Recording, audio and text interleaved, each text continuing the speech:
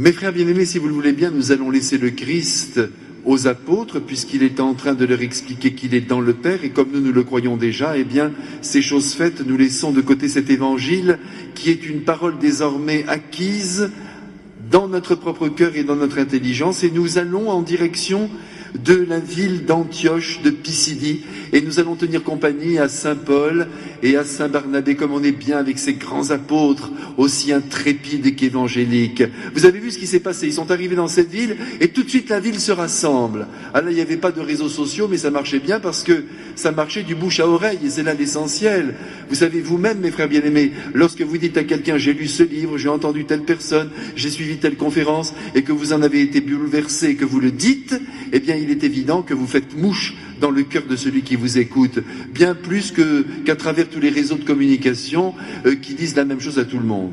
Alors voyez mes frères, ce qui compte c'est ce bouche à oreille, et voyez, laissez-moi vous le dire, après ces années merveilleuses que nous avons passées ensemble et que nous continuons de vivre ici dans cette église, tout ce qui s'est fait par le bouche à oreille. Il n'y a rien à faire. Les êtres sont venus, ont rencontré le prêtre, sont venus boire à la source des sacrements parce que Madame Untel a dit à Monsieur Untel, allez-y, vous allez voir, c'est pas mieux qu'ailleurs, mais vous allez peut-être être touchés. Donc, voyez, mes frères, ce qui compte, c'est ce témoignage que nous donnons de personne à personne. C'est là l'essentiel. Et votre pouvoir est immense, et il me plaît de vous le redire. Votre pouvoir sur votre voisin, sur votre voisine, sur vos amis, et même sur les inconnus. Donc, n'hésitez pas, vivez avec ce bouche à oreille, et c'est ainsi que la foi se répand. Lorsqu'on a su que Saint Paul et Saint Barnabé arrivaient à Antioche, toute la ville se rassemble, et tout le monde se dispose à écouter la parole de ces deux grands apôtres. Mais évidemment, il y a là des Juifs, les Juifs qui n'ont pas adhéré au Christ, qui sont très très mécontents, parce qu'on n'aime jamais le succès des autres, c'est comme ça. Et Saint Paul va leur répondre bien gentiment, mais alors, en nous révélant quelque chose de tout à fait particulier, vous allez voir. Saint Paul leur dit, écoutez, vous ne nous laissez pas parler, vous empêchez le peuple de venir jusqu'à nous, vous ne voulez donc pas de la vie éternelle, vous ne vous jugez pas digne de cette vie. Et là, nous découvrons, mes frères, que Saint Paul est très au clair avec la doctrine du Christ. C'est le Christ qui sauve tous les hommes. Et même ceux qui ne croient pas en lui, s'ils sont sauvés, ce que nous pouvons penser vraiment de grand cœur, et c'est ce que nous voulons d'ailleurs, que toute l'humanité soit sauvée, cette humanité découvrira à l'heure du passage qu'elle a été sauvée par une grâce du Christ. Si vous ne vous jugez pas digne de la vie éternelle, tant pis pour vous, dit Saint Paul.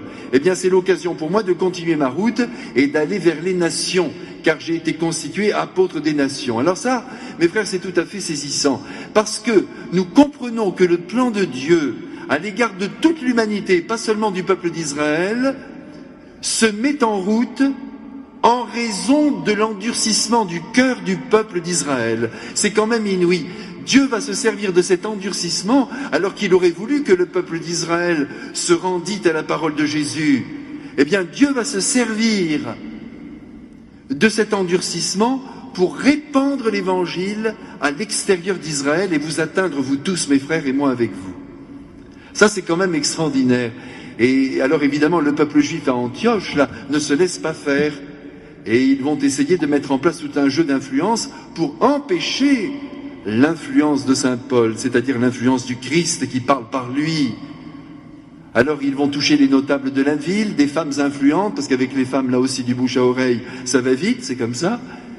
Mais malgré tout, eh bien, ils n'obtiennent pas de grands résultats. Ils sont obligés de chasser Saint Paul et de chasser Saint Barnabé, vous vous rendez compte, maintenant dans le ciel, s'ils sont sauvés, ils doivent le regretter.